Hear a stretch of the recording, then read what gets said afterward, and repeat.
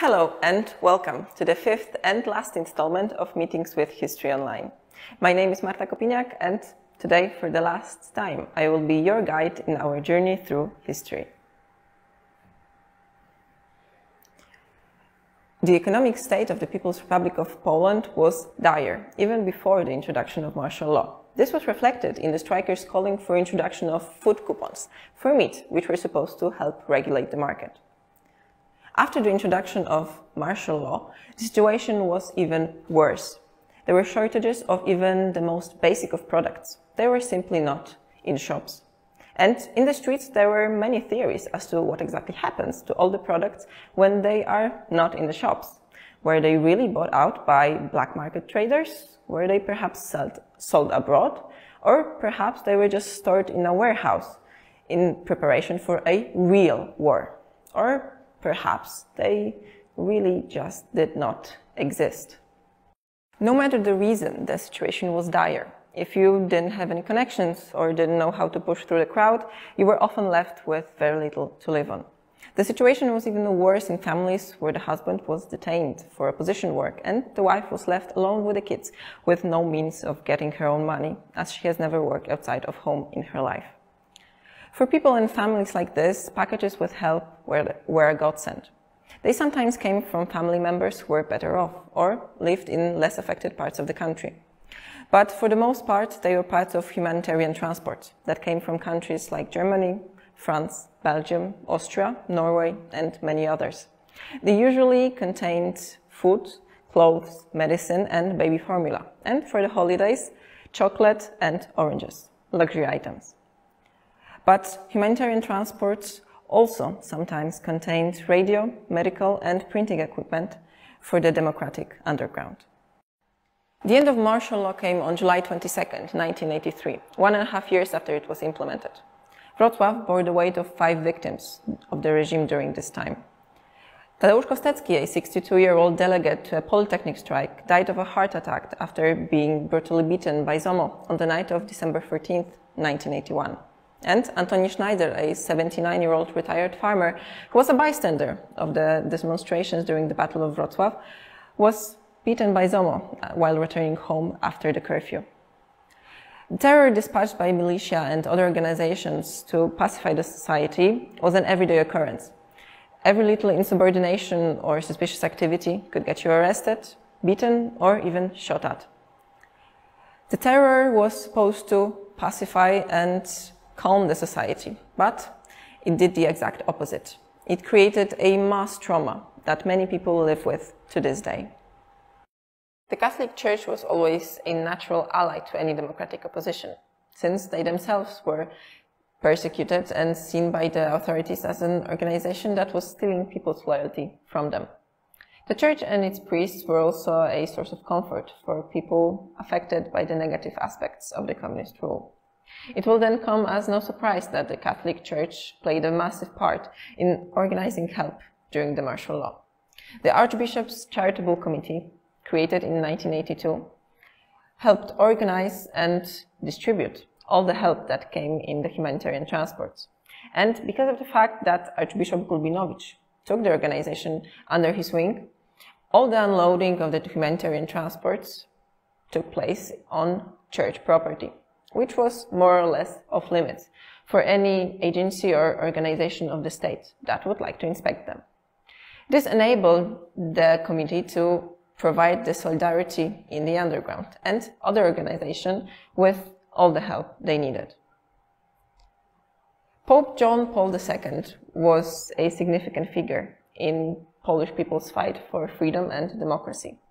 His pilgrimages to Poland showed the people their numbers.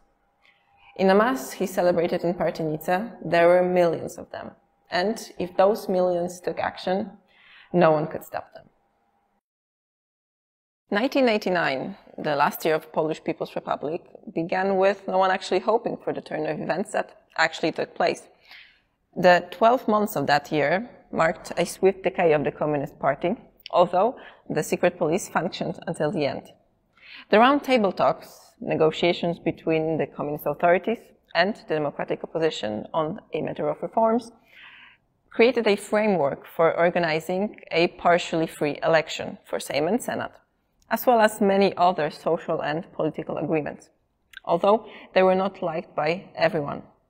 The last major intervention of ZOMO in Wrocław was actually because of the fact that the Fighting Solidarity organized a demonstration against the roundtable talks and the election.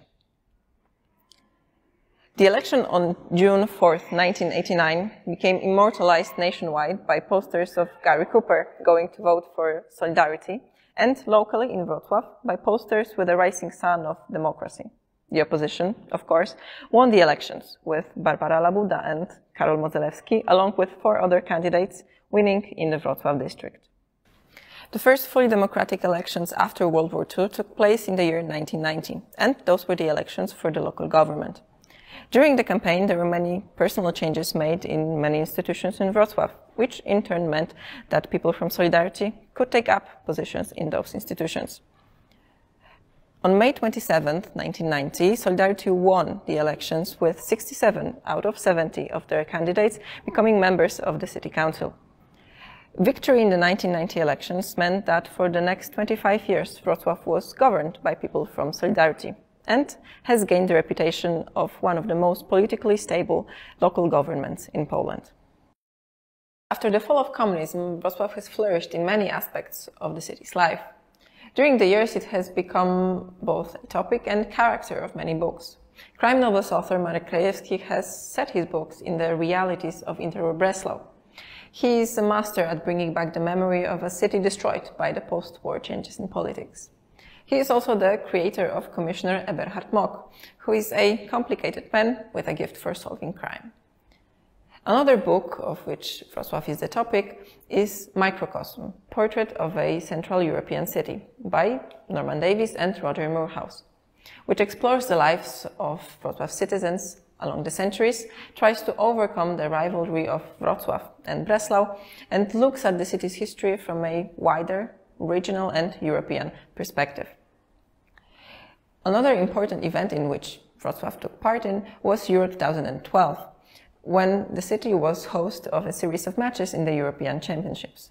One of the most important investments of that time was the building of a stadium, which later paid off as the 3 matches played in Wrocław attracted over 300,000 sports fans from Poland and abroad. The last addition to our exhibition, Books by Ms. Olga Tokarczuk, showcased the vivid, living thing that is Wrocław as a city, as Ms. Tokarczuk has become the most important citizen of Wrocław upon receiving the 2018 Nobel Literature Prize. However, the construction of a modern democratic city suddenly came to a halt in 1997, when a huge flood struck the region. The Millennium Flood, as it is known, reached Wrocław on July 12, 1997, and flowed through the city in 2 stages. Police and army units, as well as regular people, struggled to save lives, homes, animals, and national heritage. 56 people died as a result of the flood, and damages were assessed at $3.5 billion. This event shaped a whole generation, and many people describe it as the most important event in their lives. The last stop on our journey through history is this color-free mural behind me, which presents the history of Wrocław in quite an unconventional way. There is Eberhard Mock, there is the Guinness Guitar Record, and there is also the Millennium Flood. But there is also Pope John Paul II, who is the author of words perhaps best describing our city, that belonged to others before us. He described Wrocław as a meeting place, a place that unites people, where you can feel at home whether you were born here, whether you decided to make this place your home, or perhaps are just visiting for a couple of hours to visit a museum. This concludes the series of Meetings with History Online. Thank you for being here with us today and before, and we hope to see you in person at the Depot History Center in Wrocław.